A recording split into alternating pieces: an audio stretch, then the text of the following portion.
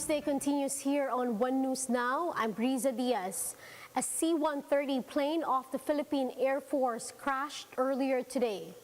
Armed Forces Chief Cirilito Subihana said the incident took place in Barangay Bangkal, Patikul, Sulu at 11:30 in the morning.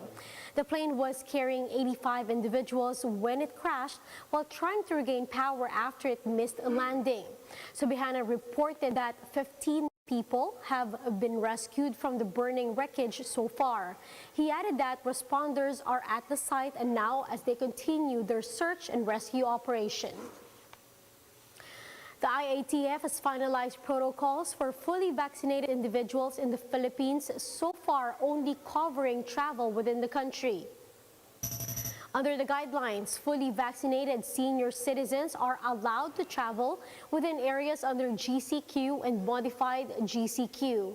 Intra-zonal travel for fully vaccinated individuals is subject to the presentation of a COVID-19 domestic vaccination card. This will be a sufficient alternative to any testing requirement that the LGU of destination may require. Meanwhile, if fully vaccinated individuals are identified as close contacts of probable and confirmed COVID-19 cases, they will be subject to a shortened 7-day quarantine period if they remain asymptomatic for the time being.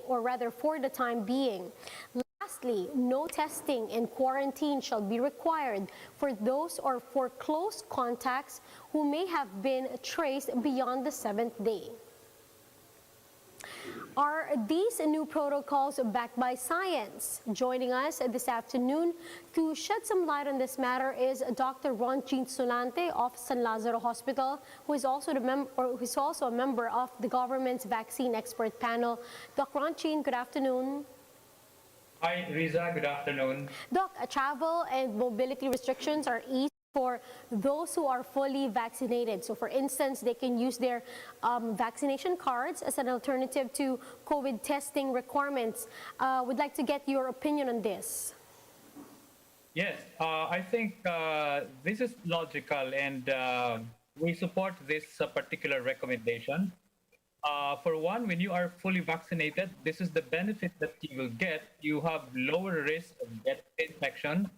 And at the same time, you have a lower risk also of transmitting the infection. So these are the benefits that we always emphasize that we need to enhance and need to, again, advocate the vaccination of vulnerable population so that less of the transmission and less of the those who will be symptomatic. Doc, fully vaccinated senior citizens are now allowed also to travel within at least the GCQ and modified GCQ areas.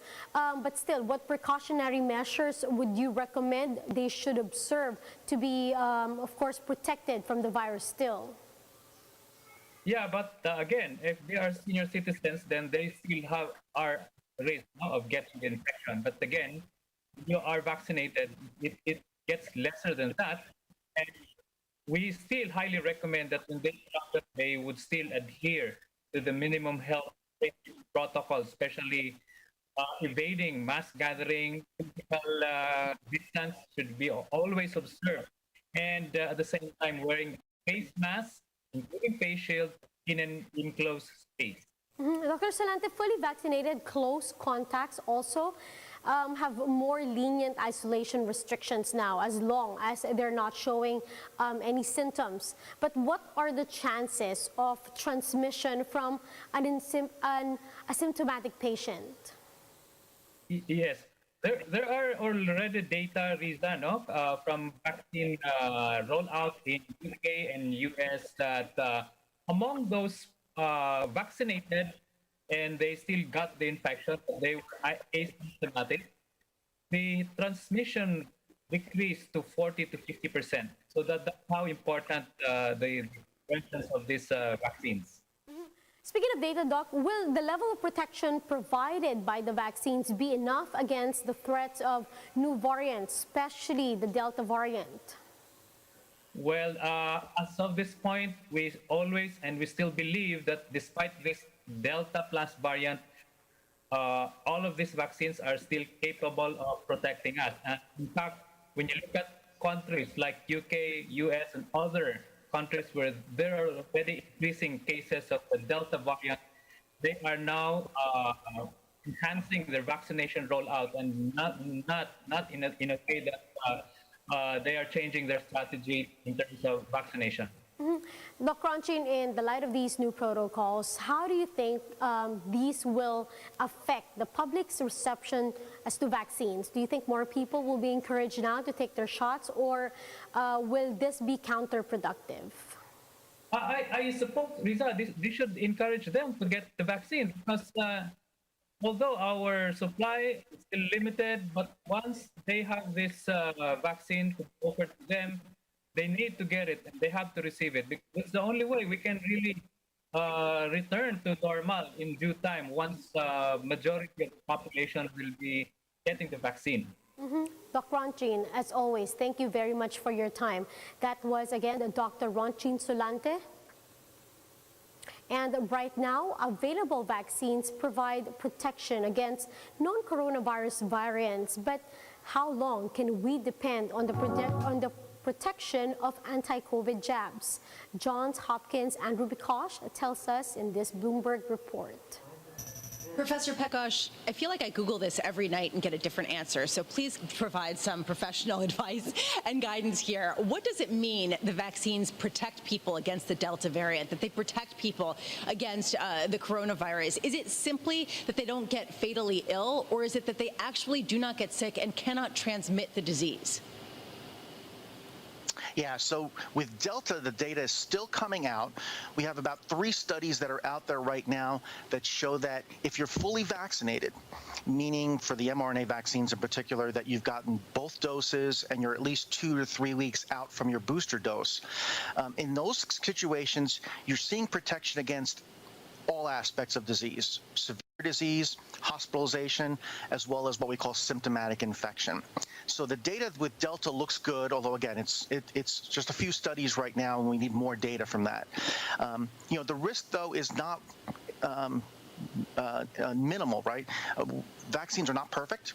And with a variant that's more transmissible, you might expect to have a slightly increased risk, even if you're vaccinated, of getting infected. But the vaccines are protecting, and that's the important message to get out there. When we talk about surges with Delta, we're probably talking about surges that are going to be primarily in the unvaccinated population because the vaccinated individuals in our population will be protected. Dr. Pekosh, is it concerning to you that the Delta variant is something like 60% more transmissible, according to some studies, than even the B117 variant, which was itself much more transmissible than the original strain? The trajectory here does not seem to be that great. Are we seeing a similar type of evolution in the gamma strains that people are picking up and others? So far, Delta is the one that I think we're most worried about because that increased transmission is really giving the virus what you can call a new platform to accumulate more mutations on. We're always concerned about mutations that'll evade vaccine-induced immunity, but those mutations put on a highly transmissible virus makes it a higher risk. We have something we call viral fitness that we measure all the time, and a virus that's more fit can handle some mutations that may be a little deleterious, but it still lets that virus circulate in the population. So as we get variants that are better and better at circulating, the potential for getting the vaccine escape mutations in those backgrounds represents a risk that scientists like myself are very, very concerned about. Now, here are other stories we're keeping our eyes on. Taal Volcano shows no sign of calming down after it spewed volcanic plumes around 2.5 kilometers high in the last 24 hours. In its latest advisory, Phivolcs said the restive volcano's sulfur dioxide emission averaged 14,699 tons yesterday. Alert level 3 is still in effect, meaning magma extruding from the volcano's main crater could trigger an explosive eruption.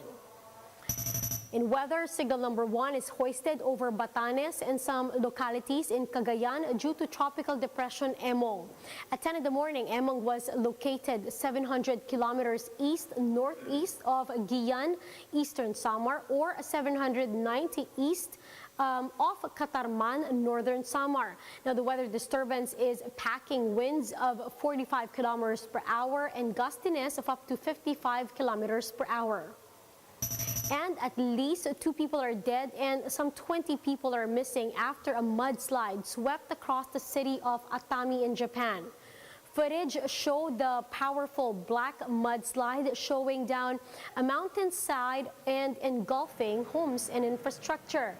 The giant mudslide in Atama, which occurred on Saturday, came after parts of the region were hit by torrential rain.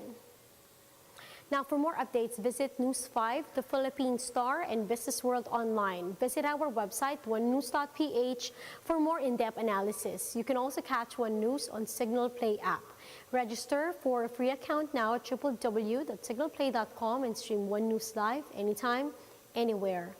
Mask on, wash hands, and stay safe, Philippines. I'm Riza Diaz. We are One News.